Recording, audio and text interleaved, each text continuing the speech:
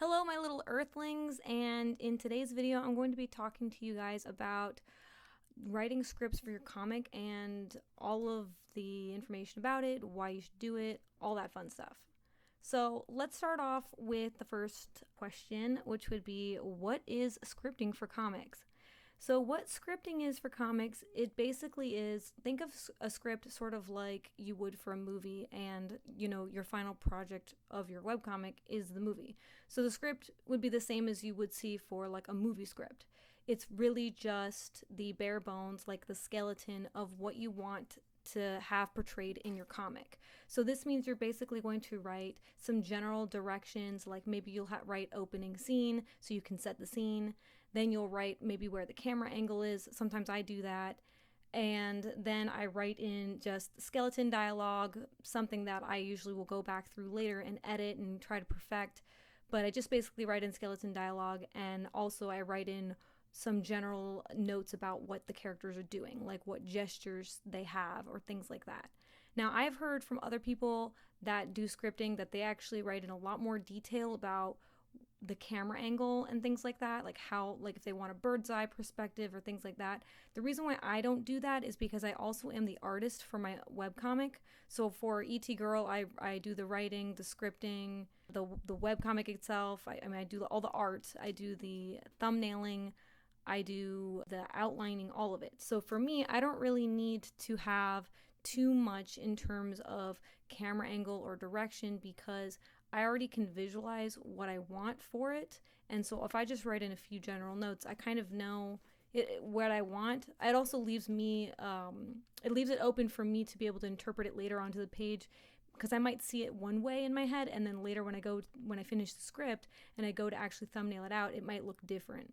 So that's why I don't do it. But if you are someone who is writing just webcomics, or if you're writing just comic scripts and you have an artist and you want to really make sure you give them direction, I would say put in those notes for camera angle and what you're looking for, because it can be really helpful. So let's go in a little bit of how I script my comics. So I did give some basic directions on how I do it.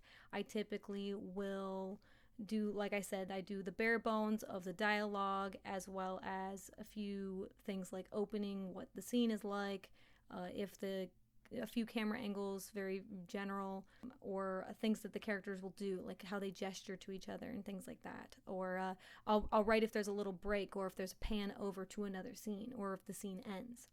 So now something else about specifically how I script my comics that is not just a general guideline of how to do it is what I do is I have a sort of a trick I've been using for many, many years, for more than 10 years now, which is every night before I go to bed, I tell myself my own story. So this was recommended to me by my father, who had told me when I go to bed at night, if I have trouble falling asleep, to tell myself a story. So that's exactly what I did. I have taken my comics over the years and I try to visualize them as if they were movies or maybe TV shows, and I try to visualize each plot point as an episode or something like that. And so what this really helps me do is I really mull over the little details of how I want things to look and feel and how I want the characters to talk in my head. So by the time I write it down in the script, it's pretty much something that I have memorized, or something that I kind of make a solid mental note of it. So that way I don't end up thinking about suddenly like what my characters will be saying in the middle of the day, because I've dedicated a certain amount of time. I've allotted myself this time at night to tell myself the story. So what does this end up doing in terms of how I script my comics? Well, this is, while it's very productive, it also can cause me to script into the night. So I would say if anyone really feels like they have an idea for a script and it's getting late, something that saved me from pulling all-nighters when it comes to working on my scripts is doing this visualization skill. I have been able to remember plot lines and certain points in my story, or certain dialogue, even whole pages of dialogue, by the next morning, and then I can actually write it up the next morning. Because the last thing you want to do with something like this is overwork yourself and you don't want to push yourself too much with this. It can be really easy when you go into creative brain mode to kind of lose track of time or forget to take care of yourself or forget to eat. I've done that many times. And so you kind of want to have little tips and tricks for yourself to remember to take care of yourself first. So that's my trick to make sure that I remember to not stay up too late and know that the idea will still be there with me.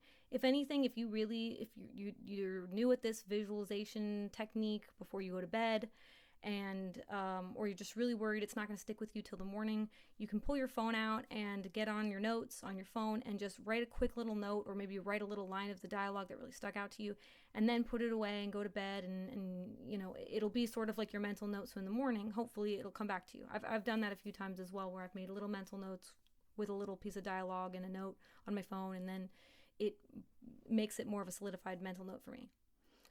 Okay, so next thing a lot of people wonder is how much script should you write as a buffer for your comic?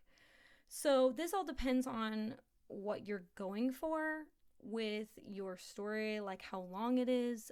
If you're going for a daily comic, I would say write out the script for the daily comic. I would say write out quite a few of those. I know when I used to do daily comics, I used to write out about 5 or 10 different ideas. Even if I just had the bare bones for the ideas, I would go back and I would script them a little bit later. It was a little bit less, I was a little bit less formal about it back then. But if you're doing something like a long length story, or if you're just doing, in general, you're doing a storyline, a progressive storyline type of webcomic or comic, then I would say the amount of script you should buffer should be 1 plot point. So what I do is I pick one plot point at a time and I flesh it out. And usually what happens is I will pick random plot lines. Like I might pick one that is way more than halfway through the story, and because I had an idea for it. That's the other thing too. You really don't have to do it in order as long as you have your outline already mapped out. You don't have to write the scripts in order as long as you don't mind going back in and maybe editing some of the things that the characters say, or maybe editing some of the things in your script. So don't be afraid to do that. Don't be afraid to, if you get struck by inspiration for a part that's towards the end of the story. Heck, you might be struck to write the end of the story itself. Go ahead and do that. Go ahead and script out the ending. And as long as you have your outline of where you know how it's going to go, for the most part, you shouldn't be too off track or have to edit that much when you go back through. But yeah, just write what comes to you. In terms of what I do for buffering, I really like to have maybe 2 or 3 plot points done. I don't really have a timeline for it. I usually like to sit down for about a day or two, allot myself a few hours each day and work on it. I know I really should just time myself and just be like, work on this for 30 minutes, but I can get really into whatever I'm working on, and something that I thought this plot point might only be a page ends up being like 5 pages. I've had that happen with a flashback scene that I'm writing recently. It was supposed to only be just this little short flashback scene in my head, but when I actually fleshed it out and scripted out, it ended up being 5 pages. So, just kind of pick a plot, write that plot point. Usually if you write 1 plot point, that's enough. For me, that's been enough for me to have weeks worth of pages to draw. And what I mean by weeks is I usually do 2 to 4 pages a week. So 2 to 4 pages a week, and I usually have quite a few weeks of pages. So you could probably give yourself, if you did 2 plot points, you'd probably have enough scripting for a month or 2 worth of content to draw on later. Okay, so next is why is it important to script at all? So it's really important to script because you want to look at your webcomic as sort of a bare bones, like a movie or a novel, but this is a movie where you are drawing each one of the scenes instead of filming it, and it's not quite like a novel because instead of describing your scenes, you are, once again, you're drawing them out. The importance to it is, like any creative medium where you're telling a story, you want to make sure that you are getting your most important things that you want your characters to say out. And so having your outline done and then being able to script it gives you this guide on how you want your story to go. And what I mean by that is it's very easy if you don't have one or the other. If you have just an outline and you decide to do that and start drawing your comic, you might find yourself lost as to what you want your characters to say during certain scenes, even if you have the general outline. And then the other way around, if you have the script but you don't have the outline fully prepared, you run across this issue of having your characters ramble on and on and on forever. I used to have this problem when I worked on a novel in high school when I was 16. I would let my characters talk and I would let them just do the dialogue, and they would talk and talk and talk, and I'd be writing this book until 4 in the morning. And I realized later, upon reading my really bad book, that a lot of the dialogue was unnecessary. And it was because I didn't really have that proper outline to tell myself, okay, I need to move the story from this plot point to the next one, and how are we gonna get there? So remember, everything, all your dialogue in your stories, all of it has to serve the purpose of pushing the storyline forward. So, none of this, hey, how's the weather? It's good. How was your day? My day was good. You can cut all that.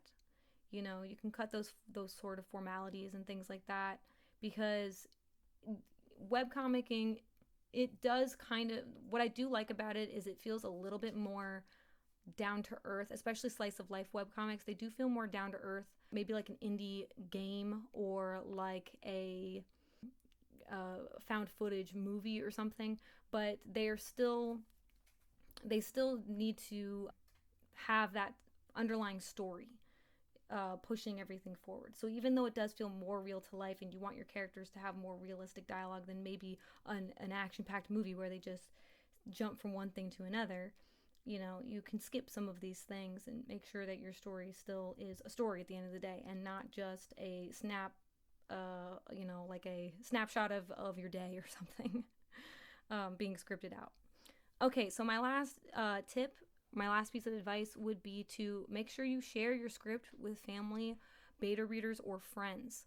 So pick someone that you trust. I know a lot of people are worried about, oh, if I share my script with people, then someone's going to steal my idea. This is why, I've never personally had this issue before, but this is why I say, just pick someone you trust then. Pick a best friend or something, someone that'll sit down with you and just give them, have them read it and get their opinion. Now, it is important to note, if you are going to share your script with family or beta readers or friends, to keep in mind that what your goals are for what you want out of them reading it. And what I mean by that is you're wanting them to read it so they can help you improve your story. But unless you want a bunch of unfiltered criticism thrown your way that maybe you weren't expecting, perhaps give them a bit of an outline of what you want them to look for. So for example, if you have your dad reading your story or your mom reading it and you specifically just want them to check for grammar and spelling errors, tell them that before you give them your script, so they don't sit there and say, well, this plot point doesn't make any sense, because then they're opening a whole new can of worms that you weren't asking for. So it's important that you know what you're wanting from your beta reader before you give it to them, because otherwise you might walk away with more questions for yourself than you can handle, and you might feel overwhelmed, perhaps. I know that I have overwhelmed myself before by giving my script without really knowing what I wanted from my reader, and then I would walk away from it feeling like, oh, this whole plot point is trash, or it's pointless. Why did I write this? And it's all because I really should have specified, hey, does this one paragraph make sense? If you read the entire script, tell me if the one paragraph makes sense in context of that, or tell me if I have any grammar or spelling mistakes, or give me ways to improve my dialogue, or do my characters sound like they have their own voice? Ask these specific questions and make sure that you ask them individually. So don't bombard the person with all the questions at once, but make sure you maybe give a different beta reader a different task each time. So you ask different people different things.